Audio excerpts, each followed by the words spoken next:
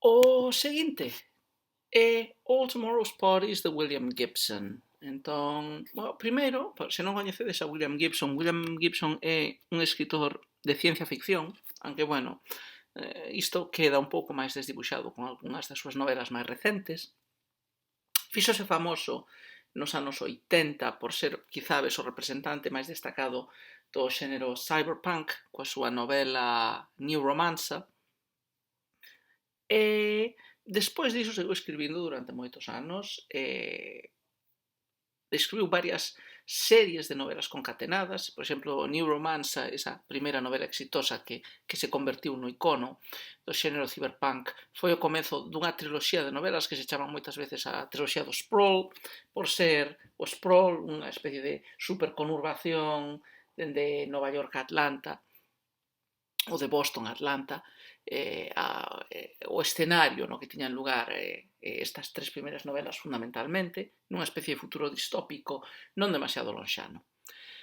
A novela que nos ocupa, All Tomorrow's Parties, se non lembro mal, é da seguinte triloxía. Despois da triloxía do Sprawl, Gibson escribiu unha segunda triloxía que lle chaman normalmente a triloxía da Ponte, porque un elemento importante desa triloxía é a ponte, o Golden Gate, a ponte de San Francisco.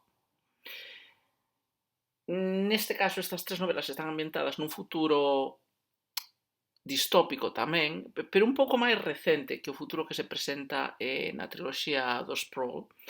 E un dos elementos clave deste futuro é, entre outros, pero un dos elementos importantes é o feito de que a ponte esta tan famosa, este Golden Gate, convertiuse nunha especie de cidade tipo como fora no seu tempo a cidade amurallada de Kowloon en Hong Kong. Unha especie de escenario en parte utópico, en parte distópico, onde non hai poder central, moi anárquico, onde se creou unha cidade, unha comunidade autosuficiente e autosustentante. Entón, como vos dicía, a novela que lín en setembro de 2010 era a terceira e última da triloxía da Ponte. Entón, a triloxía da Ponte, na primeira, enfócase moito no intento dunha serie de corporacións por de algún xeito apoderarse, penso que era, da ponte ou dos terreos adxacentes á ponte para desenvolvementos urbanos. Nas novelas posteriores xa hai máis conexións con outros aspectos, pois con Xapón, con Nova York. Nova York non era, non, creo que era California, que está dividida en dous estados nesta distopía futura, SoCal, California do Sur, e NoCal, California do Norte. E, aí temos as peripecias de varios personaxes, entre elas unha que se chamaba, creo, Fletchette, que é unha skater, e hai unha especie de garda de seguridade privado, cuxo nome non lembro agora. Hai toda unha serie de personaxes, un músico de rock que está intentando casarse con unha especie de holograma, unha historia un pouco rocambolesca. Pasando directamente á terceira novela, teño que dicir que, pervivencia na memoria, pois 1 de 5, porque lembro moi pouco desta novela en concreto. Da triloxía da Ponte lembrome bastante da primeira novela, pero tanto da segunda como da terceira non lembro casi nada. A segunda era Idoru e a terceira era All Tomorrow's Parties. Creo que nela xa a Ponte quedaba máis de lado. Algúns dos protagonistas, incluída a rapaza esta, Fletchette, o investigador privado, pasan tamén a seguir aparecendo nas diferentes novelas, aunque normalmente agora están traballando para outras persoas e con outro tipo de obxectivos, algo así como hai un especialista en detectar nodos, ou en detectar cambios no futuro, ou cambios que se están sucedendo no presente, pero que van a afectar o futuro de xeito radical. Isto é moi habitual nas novelas de Gibson, e sobre todo nas posteriores a estas, tamén nas que sacou o ano pasado e fai 2 anos, The Peripheral Agency, este tipo de temática está representada. Pero, como vos digo, hai moi pouco que poida dicirvos de All Tomorrow's Parties. Creo lembrar vagamente que ao final desta novela prodúcese por fin ese matrimonio, penso, entre o rei Toei, que esta muller holograma non real, e o músico. Isto tamén é un final moi gibsoniano, cando as tecnoloxías producen algunha especie de unión ou desunión imposible que actúa como metáfora para ese novo cambio de módulo, novo cambio de paradigma que trae a consumación da novela. Isto xa pasaba, por exemplo, na primeira novela de que falábamos dele, en Neuromante, onde ao final, spoiler alert, unha inteligencia artificial consigue liberarse das cadeas humanas e actuar con liberdade. Ou, por exemplo, tamén pasa a súa maneira nesta serie que non é unha triloxía das que publicou o ano pasado, The Peripheral Agency, onde nesta segunda última, spoiler alert, de novo tamén temos que unha inteligencia artificial consigue desenrolar consciencia de sí mesma e proclamarse ou declararse públicamente. Entón, como vos digo, non lembro moito desta novela. Como case todas as novelas de Gibson, gustoume moito. Eu non era unha persona aficionada á ciencia ficción, contra a que tiña bastantes prexuizos. Son unha persoa máis de fantasía, aparte dos xéneros canónicos. Pero por motivos académicos, cando estuve facendo traballo académico sobre cidades posmodernas, a cidade digital, a cidade virtual, empecé a ler moitas cousas sobre cyberpunk, incluído a Gibson. E a verdade é que me gustou moito. Prácticamente lín todas as súas novelas, excepto unha triloxía moi rara que ten, que se chama Blue Ant Trilogy, que esa non é de ciencia ficción, está ambientada no presente. E claro, vai sobre cousas de moda, etc. É inda de ler algún día, pero non é que me chame moito. Entón, calidade estética desta novela non é probablemente a mellor das de Gibson. É un criterio moi subxetivo, pero se me lembrase máis dela, seguramente, probablemente tería un maior concepto da súa calidade estética. Pero, bueno, está ben. Estou seguro de que é unha lectura entretida que vos podo recomendar, aunque, iso sí, antes de lerdes All Tomorrow's Parties, lede as dúas anteriores da mesma triloxía. Influencia en min e probabilidade de relectura? A probabilidade de relectura é moi alta, porque nun futuro, cando volva a facer traballo académico, vou facer sobre os espazos nas novelas de William Gibson, terei que reler esta novela a forza, pero, bueno, estou seguro de que vou disfrutar da relectura. 2,5, porque a probabilidade de relectura é 4 ou 5 de 5, a influencia en min penso que é moi baixa, no sentido de que esta novela non aporta ou non resta nada que non aporten xa, penso, outras das novelas de Gibson que lín, sobre todo as da triloxía do Sprawl. Seguinte, pasamos da ficción á non ficción. Este é un informe para a UNESCO chamado La educación encierra un tesoro que dirixiu Jacques Delors. Realmente isto foi o producto dunha comisión internacional para a educación no século XXI, entón Delors participou, pero, bueno, é o asinatario, se queredes, expresou desta obra. Aí, polo tempo en que empecé a traballar, empecé a ler tamén bastantes libros de educación que esperaba me pudesen axudar a facer o meu traballo. E, sobre todo, tiña un pouco de conciencia culpable, porque había algúns libros que citara na oposición, nas miñas defensas, que non lera. E este era un deles. De feito, este libro citaron na defensa, e incluso concluir a defensa cunha cita baseada no xogo de palabras co título deste libro, porque o título é moi seductor, La educación encierra un tesoro, é un título moi vendible. Entón, nada, pois despois da oposición dixen, bueno, vou a ler este libro, a ver de que vai. Entón, La educación encierra un tesoro, como vos digo, é unha obra a varias mans. Entón, é un informe sobre educación no século XXI, como di o título. E lembro, por exemplo, que polo menos tiña 2 ou 3 partes. Había unha terceira, vou empezar pola última, que era experiencias particulares, é dicir, colleache casos exemplos concretos do que se viña explicando ou defendendo nas primeiras partes do libro e como se implementaran ou como se intentan implementalo en diferentes áreas, en moitos dedos en países do terceiro mundo. O núcleo principal do texto viña a falar de cousas as que agora me acostumei moito, porque na época en que lín este libro aínda estaban moi por implementar, pero agora a Unión Europea e as instancias educativas tipo OCDE foron empurrando cada vez máis a que estas cousas que eran propostas neste libro se fosen convertindo polo menos en realidades legais. Unha das ideas máis importantes deste libro é a división dos saberes, non? É a idea de que en educación hai que cambiar dun modelo centrado nos coñecementos cara a un modelo centrado en diferentes tipos de saberes este libro explicábaos como saber, que era o equivalente ao coñecemento, saber facer, que era o elemento práctico, o facer cousas coa linguaxe, o que se chamaríamos destrezas. Saber facer, saber entender, saber aprender. Ou era saber ser e saber aprender.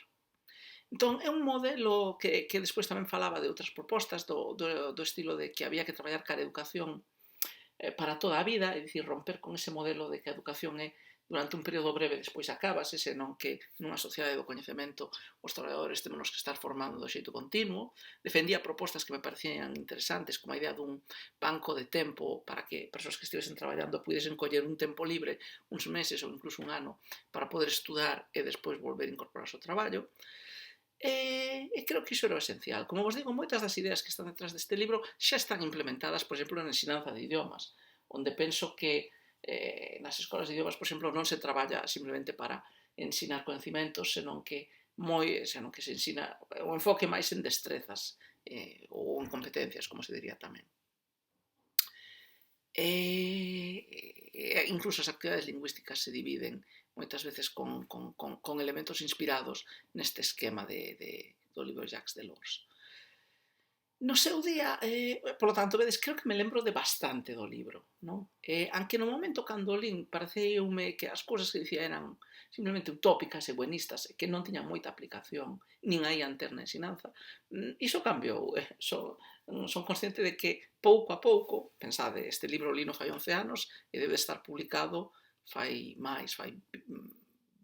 ou mellor, ou máis cando se publicou, pero pouco a pouco foi percolando e as institucións educativas europeas e españolas están intentando empurrar nesta dirección. Relevancia intelectual, por iso doulle 3 de 5. Non é que estea de acordo con moitas das cousas que dicía o libro, como vos digo, parecíame moi utópico, moi buenista e moi representante dunha pedagogía progre ca que discrepo en moitos aspectos, pero penso que é unha lectura útil e válida. É moi interesante, aunque só sexa para coñecer cales son as tendencias que ven preconizando pois eso, como digo, a Unión Europea, a OECD, o noso propio goberno, en educación. Por lo menos entender cales son os argumentos que empregan para defender certo tipo de propostas de cambio. Probabilidade de relectura, non penso que volva a ler, pero penso que exerceu unha influencia en min, non moi forte, pero sí o suficientemente forte para crear ese humus que despois me fixo entender mellor e reaccionar mellor a propostas educativas como as do Marco Común Europeo de Referencia, que están conectadas e inspiradas con estas. Entón, 2 de 5. Terceiro, Four Hats, Asian Writings on the Simple Life, Burton Watson. Burton Watson é un gran traductor, desafortunadamente falecido xa fai uns anos, de literatura chinesa, sobre todo, e xaponesa. Creo que traduciu dos dous. Sí, creo que ten textos máis literatura chinesa que xaponesa, pero seguramente traduciu dos dous. Este libro en concreto é, xa o do título Four Hats, son 4 textos relativamente pequenos de 4 autores diferentes. Son xaponeses, creo que son todos xaponeses, pero algúns deles, creo que 2 dos textos son xaponeses que escribían en chinés e 2 dos outros xaponeses que escribían en xaponés. Bueno, isto era relativamente normal na Idade Media, en Extremo Oriente, en Xapón, o Xapón medieval, era unha sociedade diglósica, sobre todo de época Heian, onde o chinés era como o latín en Europa, é dicir, a lingua de cultura, e o xaponés tamén se utilizaba na corte, noutras cousas, pero tiña menos prestixio. Entón, este libro compreino exclusivamente por un dos 4 textos que había aí, que é o Hoyoki de Kamo no Chomei. O Hoyoki é un clásico da literatura xaponesa medieval. Non temos tempo para facer un análisis ou un percorrido polas etapas da literatura da historia xaponesa, pero dicirvos que o equivalente da Idade Media europea en Xapón máis ou menos sería seguramente o período que empeza co fin da era Heian en 1185 e que acaba coa unificación por parte de Oda Nobunaga do mundo fragmentario en 1500 e pico, non sabería dar unha data exacta, que 1546 ou por aí. Entón, é un período este onde acábase o vello mundo cortesán, onde os emperadores siguen existindo pero perden todo o poder, onde o país se fragmenta en dominios feudais, hai un shogun que en teoría o xefe de todos os samurais, de todos os guerreiros, pero durante a maior parte deste período os señores feudais que se reparten en Xapón son prácticamente independentes en todo. É unha época tamén que o budismo, que se infiltrara en Xapón moito antes, máis de 500 anos antes, empeza a percolar a cultura superior. Na época Heian, a cultura aristocrática tiña relativamente pouca influencia do budismo. Neste período, as grandes producións literarias son moi budistas. Hai dous textos que se son citar. Bueno, literatura desta época importante, o Heike Monogatari, que é un poema épico, e logo están o de Kamo no Chomei, no Hoyoki, literalmente algo así como a cabaña de 10 pasos, e o Tsure Tsure Gusa de Yoshida Kenko. Entón, o Hoyoki é un textiño breve onde un noble, un aristócrata retirado á vida budista, basicamente comenta, pois, é un texto moi en plan de contemptu mundi, non? Como esa tradición medieval de condenar o mundo. É un texto breve, onde este home explica a súa vida na súa cabaña pequeniña, establece que o mundo é un lugar no que un non pode confiar porque está azotado por desastres naturais, terremotos, furacáns, o mundo social da corte tamén é un mundo de guerras civís, etc. Entón, o ideal é levar esta vida retirada e abandonar o mundo. Aunque ele non é capaz completamente de abandonar a alta cultura, etc., vive nesta cabañiña. Entón, unha obra moi budista, non? De enfatizando porque o mundo é algo que hai que abandonar, é algo impermanente. O tema da impermanencia, moi típico na literatura budista medieval.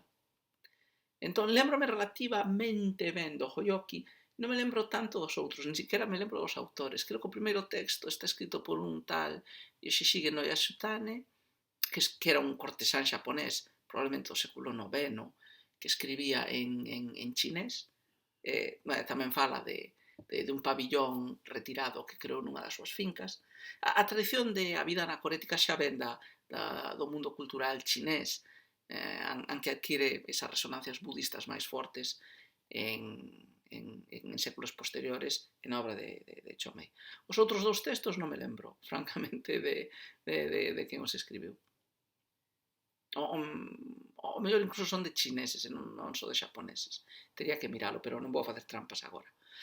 Por lo tanto, prevención na memoria, 2. Lembrome, sobre todo de Chomei, lembro algunhas cousas. Calidade estética e relevancia intelectual moi alta. Sobre todo o libro de Chomei é un clásico da literatura xaponesa. Se un quere entender o pensamento medieval xaponés, ten que ler este libro, Tsure Tsure Gusa. Son básicos. E son lecturas entretidas aparte. Son a base dunha certa sensibilidade estética xaponesa moi peculiar, inspirada polo budismo. Despois se chamará na ceremonia do té, tamén noutras artes, wabi-sabi, oculto por as cousas embellecidas, oxidadas, rotas, incompletas. É a idea de que a beleza que hai que valorar, a beleza real, a verdadeira beleza estética, está naquilo que aínda non está completado e que aínda ten espazo para medrar. E isto vai a ser moi importante para toda a literatura xaponesa, non só para a medieval. Podes atopar visións contemporáneas en literatura e nas artes que defenden este tipo de visión artística. Influencia en min e probabilidade de lectura alta, seguramente. É un libro pequeniño, aparte lese nun par de tardes, os 4 pequenos ensaios. Penso que os relerei. Eu creo que me axudaron moito a ir entrando nesa cultura estética xaponesa medieval. E finalmente, outro texto xaponés tamén, The Book of Tea, de Kakuzo Okakura. Este é un libro do século XIX, penso.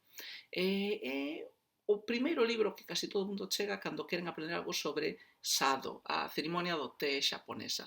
Entón non vou a falar tampouco de Sado agora mesmo, porque iso levaríame unha hora de vídeo. Pero, bueno, a cerimonia de té xaponesa non é un simple ritual, é realmente unha práctica estética, como pintar ou como escribir poesía, é un arte, realmente. Un arte que se basea en traballar con actividades cotiás, como preparar té e compartilo con uns hóspedes, pero como casi todas as artes xaponesas que levan o do ao final, están conectadas coa religión, sobre todo co budismo. Enténdese que o arte é un camiño cara á trascendencia religiosa, é unha forma de práctica religiosa, aparte de estética.